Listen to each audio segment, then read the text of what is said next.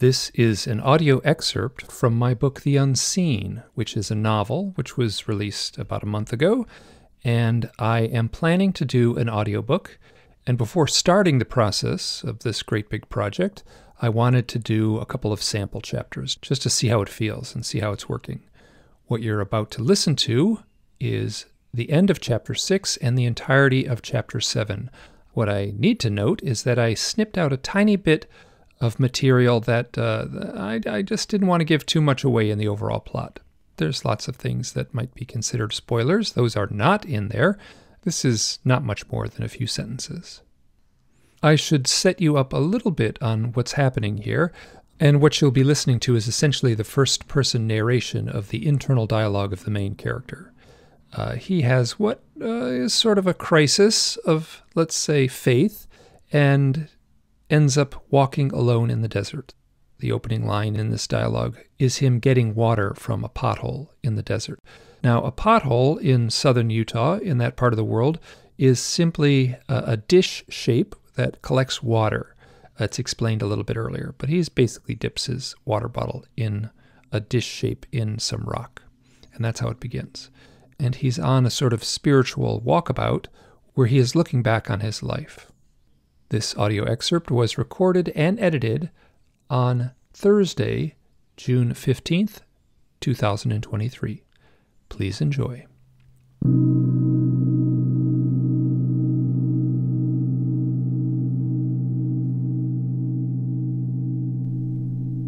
I found another pothole and drank as much as I could. It was wide and shallow, and the water was warm from yesterday's heat. I topped off my bottle and kept moving. Before long, the sun was brutal, and my pace slowed. Even though the sandstone walls were high, the canyon floor was too wide to offer much shade. The dry river bottom snaked between jumbled boulders choked with thorny bushes. That forbidding mess meant getting up to the canyon walls would be a struggle. There were some overhanging cliffs against the wall, and I wanted the shade, but I didn't have the energy to fight my way up there. There were barely any shadows, so it must have been about noon. My superstitious grandparents would whisper about the witching hour, the darkest time of the night when the demons would have their power. Yet I've heard in desert cultures the spirits come out at noon, in that searing moment of helplessness under the sun. Ahead of me, along the dry river, stood a tall, crooked boulder. I looked up at the wall behind it, trying to fit the big blocky shape into the sections of fractured vertical terrain. That huge chunk of rock came from somewhere, and I tried to visualize how that giant puzzle piece might click into place in the grand expanse of sandstone. I've played this little game a lot over the years, but never once managed to figure out how any big block in the ground would fit into the wall above. I've scrutinized and hoped, but that isn't enough. I got closer to the rock, and there was something nice about its shape and how it stood. Walking past, I saw the side that had been hidden from me. It was slightly overhanging and stained with a dark patina. It was a deep, warm brown, almost black. It was a nice example of what gets called desert varnish. Then I saw the petroglyphs. I moved closer and stood in the small pool of shade. There were antelopes, spirals, and a tortoise. Each image was rusty orange against the darker surface of the stone. I've seen a lot of ancient rock carvings, and each time I felt the same sense of awe. Someone had used a simple stone chisel and carefully tapped away the dark, shiny surface and made these little images. They stood right where I was standing and created something beautiful. I understood this. The rock was quite a bit taller than me and about the size of a backyard shed. The little carvings were a bit below my eye level on the overhanging north side and had been protected from the sun for maybe 1,000 years. I stepped back into the sunshine and slowly walked around the boulder, looking for any more images. There was nothing to find, and after circling all the way around, I sat in the shade and marveled at the artwork. I took off my pack and lay down on my back and faced the rock.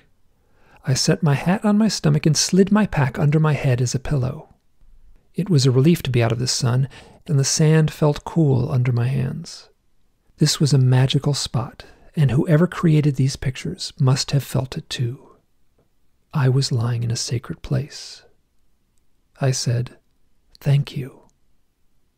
Archaeologists would say the rock art in this country was done by the Anasazi, but I never heard Donnie use that term. He simply called them the ancestors. I've listened to people who claim they can decipher the images, like an Egyptologist reading hieroglyphs. Some make a pretty good case, but I really don't know what to think. I do know what I feel, that this is art and it's beautiful. Lying in sand is comforting, and I was drifting off to sleep when a sound broke the silence. It was a steady tink, tink, tink. At first I thought it was a bird pecking at something. There was no wind, and I heard it clearly. It was hypnotic and seemed close. I listened for a long time. I was curious, and when I sat up, the sound stopped. I got up and looked around, but there was nothing. I scanned the area to find an animal that might have been digging, but everything was so still. I put on my hat, stepped out of the shade, and walked around the rock again. When I got to the backside, I stopped. There was a little petroglyph about 3 feet above the sand. I knelt down to see a small image of an owl. This didn't make sense. Minutes before, I had searched the rock for any other carvings, and there was no way I would have missed this. The images on the other side, where I had been laying, were faded and ancient. But this little owl seemed new. The black patina had been carefully chipped away to expose the lighter sandstone below. But more than anything, I was struck by its delicate beauty. The outline was stylized, yet very simple. Then I did something I had never done before. I touched the image. I gently ran my fingertips over the owl's big eyes. These were dark circles of smooth varnish that had been left by a master. For some reason, I felt uneasy. I stood up and looked behind me. I expected to see someone, but I was alone. I waited for a long time. The silence had a loneliness to it, and this was somehow comforting. There was nothing to do. I walked around to where I had been lying, picked up my pack, gave the rock a gentle pat, and continued walking. Chapter 7. Later that day, I walked through a long, shady stretch of the same canyon, and the route narrowed between smooth, overhanging walls.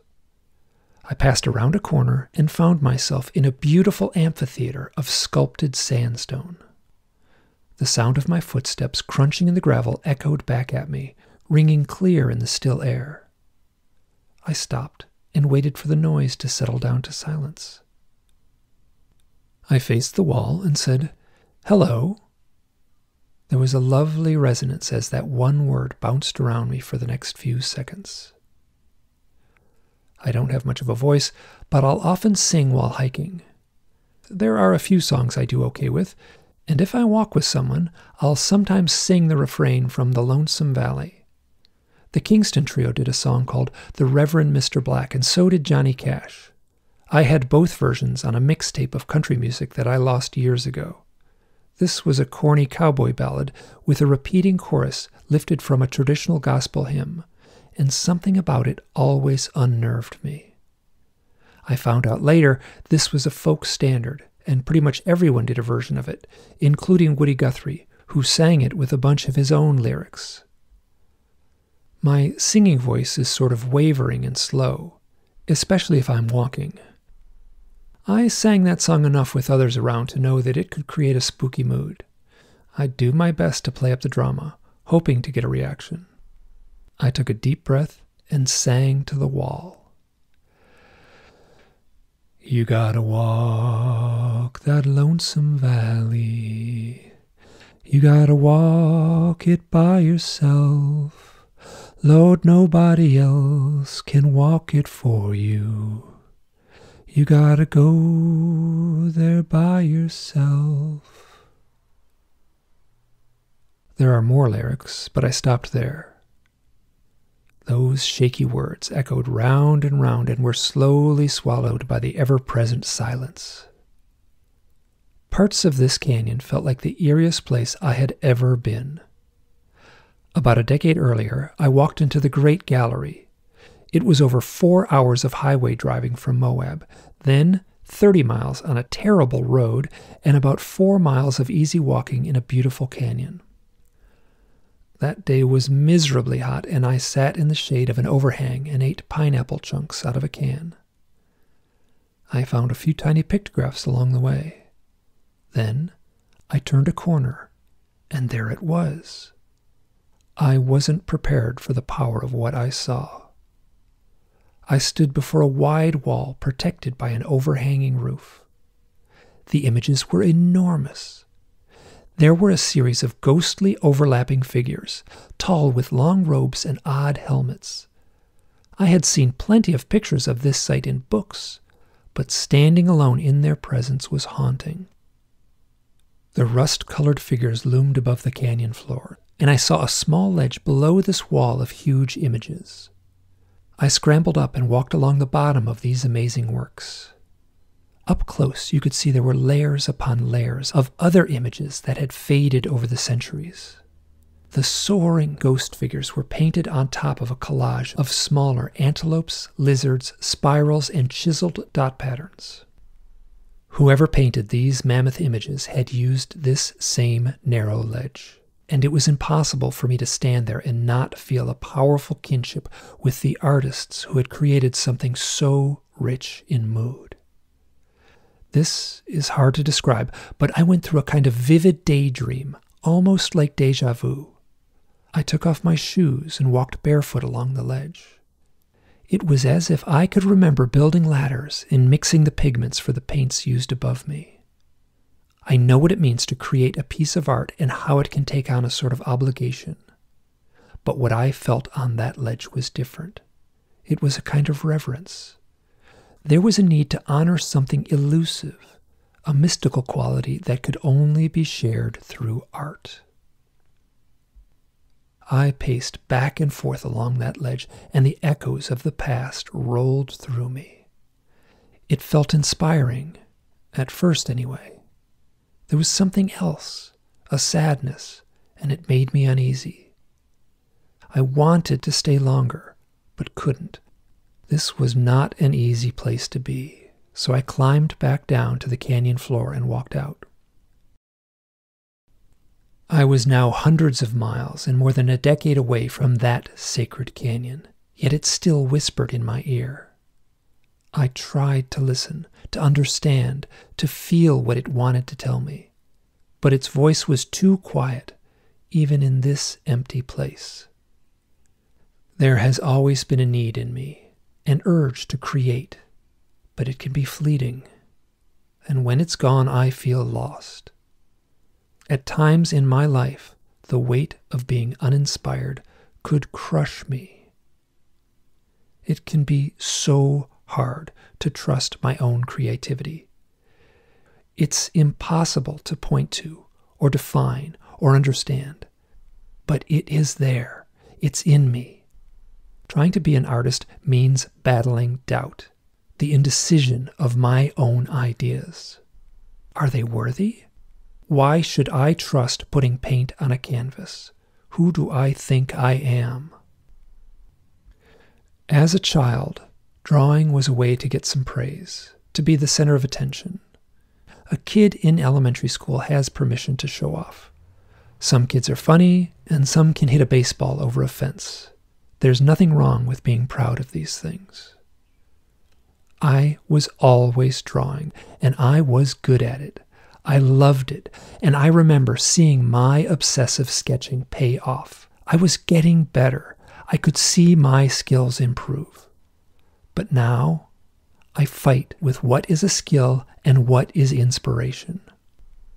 I am skilled with looking at something and then drawing it with some flair. But is that skillful rendering inspired? Where is the magic spark? I have asked myself these questions all my life. Or maybe it's better to say all my adult life. For me, right now, it's gone. I am skilled, I know that, but I am uninspired, and that emptiness is unbearable. As a boy, drawing meant white paper and a pen with black ink. My dad would bring these pads of paper home from work. They were maybe 5 by 8 inches, and they were sacred to me. Each white page had infinite potential. I still feel that, and feel it deeply. Even now, a single sheet of white paper is something holy. I remember sitting at Katie Kelly's kitchen table with one of those pads, a pencil, and a fine-line black pen. She would say, "Lion," and I would do a quick sketch with a pencil, just a few lines and barely touching the paper. I would set down my pencil and use that light outline as a way to frame the ink of the pen. Katie didn't know it, but I had been drawing lions from pictures in National Geographic. I'd also been drawing eagles and whales and pine trees and mountains, so I was ready for almost anything she'd ask of me. This was a time when my skills were minimal, but my inspiration was on fire. Katie's older sister would babysit for us. They lived across the street from me, so we spent a lot of time in each other's homes. Katie had bright red hair and freckles, and I could tease her. We were the same age, so we walked to school together, had classes together, rode bikes together, and looked at the stars together. Katie would sit close and watch me draw, and this was joyous. I used that energy to keep me going through the low points of my life, and it worked. I would hit a wall, feel helpless and insecure about my work, and I could tap into that feeling, that my gift had a power to it. Yet, as the years went on, this got harder and harder, and finally, it was impossible. When burdens overwhelmed me, I could think about the frog pond. This was a pressure valve. Some awful thing would well up in my life, and I would think about climbing the oak tree and jumping off that huge arm of a branch. The water was green and cool, and every summer seemed to last 1,000 lifetimes. All the kids from the neighborhood could swim and jump. We'd see who could stay underwater and hold their breath the longest. Or someone would find a big, creepy spider, and we'd dare each other to touch it. And there were all kinds of frogs, from giant bullfrogs to tiny tree frogs, small as an M&M. In the spring and summer, those frogs were so loud we could hear them from our front porch. The pond was visited by blue jays, red cardinals, and big woodpeckers. I remember seeing a fox. I was all alone at the pond when I saw it, and nobody believed me, but I saw it. This funny little pond was surrounded by cattails and mud, but there was one perfect section of sand where we could wade into the water. This corner had tall grass along the little beach and was shaded by huge arcing maple trees. There must have been a spring under this sandy corner because the water was always cold and clear, yet it was green and cloudy everywhere else. There was a path from Katie Kelly's backyard to the frog pond. You'd go through a gate in a tall wooden fence and be at the water in a few minutes. Kids from the neighborhood would use that gate all the time. Katie's parents knew we were at the pond, and they were okay with that, but it always felt a little sneaky going through their backyard. I remember they would yell at us from the kitchen window if it was getting dark, telling us we should go home.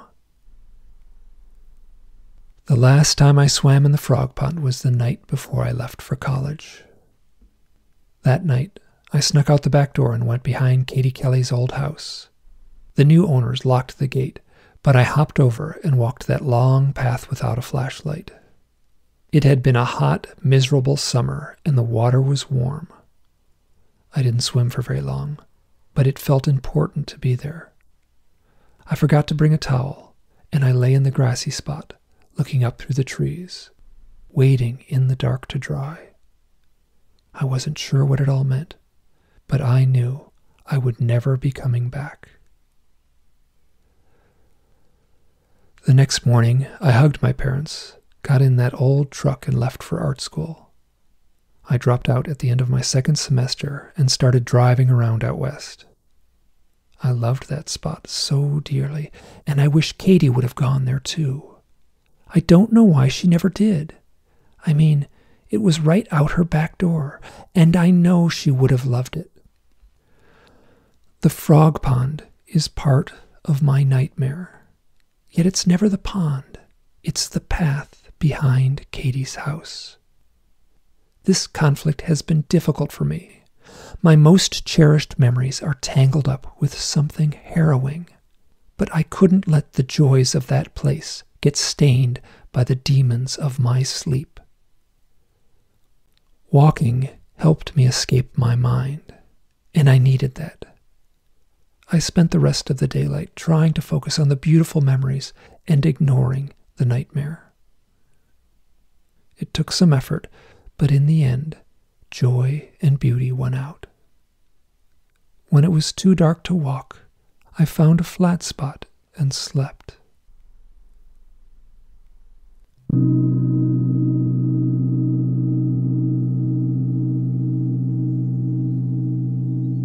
This is Mike chiming in after the excerpt.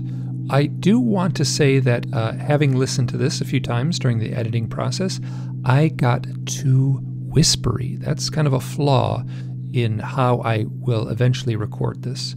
It is very easy to sit alone in a room and read what amounts to dramatic text, and then you slowly get more and more whispery. I do not plan on doing that for the final book. This is merely a test so I can find the voice of this audiobook. If you've made it this far, thank you so much. Bye now.